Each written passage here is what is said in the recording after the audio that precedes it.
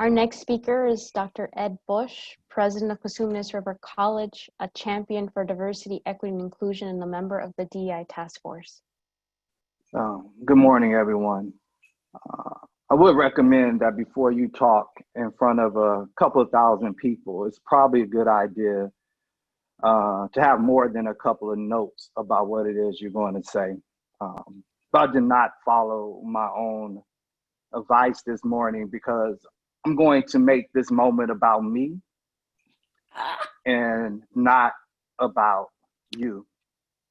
So I'm going to give myself permission to be as raw, to be as authentic, to be fully myself in a space that I recognize might not understand nor accept me in my full Blackness. Because being Black and being powerful has always and continues to be a threat to this country. George Floyd was killed because of his Blackness, his stature, and his power. It had nothing to do with him, but it had everything to do with the insecurity, hate, and disdain that white officer had for Mr. Floyd's Blackness. As was the case in the last several murders of Black men over the years that have been captured on video, I could not bring myself over the last week to fully watch the death and murder of Mr. Floyd. As it is too dramatic, it's too close to home, it's too painful, and also have yet to fully process how I internalize the repetitive trauma of seeing Black bodies dead in the street. My fear is that I would be desensitized, that it would take a psychological toll on something that should continuously be outrage to me and outrage to us all. But counter to my wife's advice last night, I watched the video and I was unable to sleep for the rest of the night. My stomach was unsettled and it continues to be unsettled because of the internalized pain and trauma. But it was in the middle of the night because often that's the time in which the Spirit would speak to me. I was reminded of something that I think is particularly critical and crucial for this moment. I realized that that was not the only night that I have lost sleep.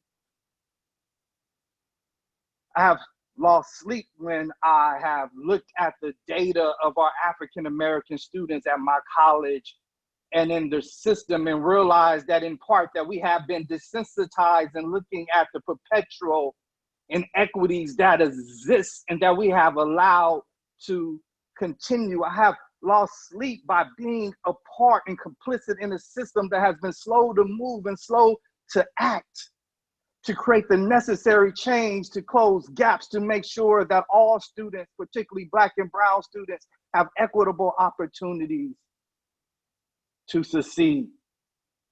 I have lost sleep working in a system where people have fought to protect the status quo,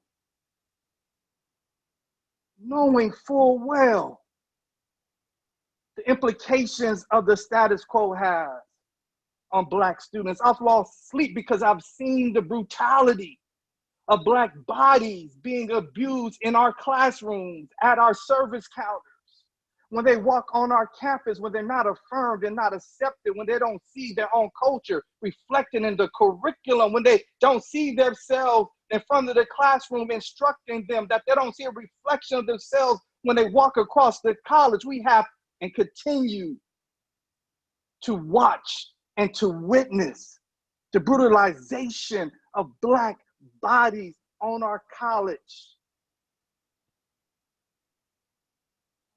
why that is. And so during the time at night, I've come to some hypotheses. I've arrived at some conclusions that perhaps we love our job more than we love.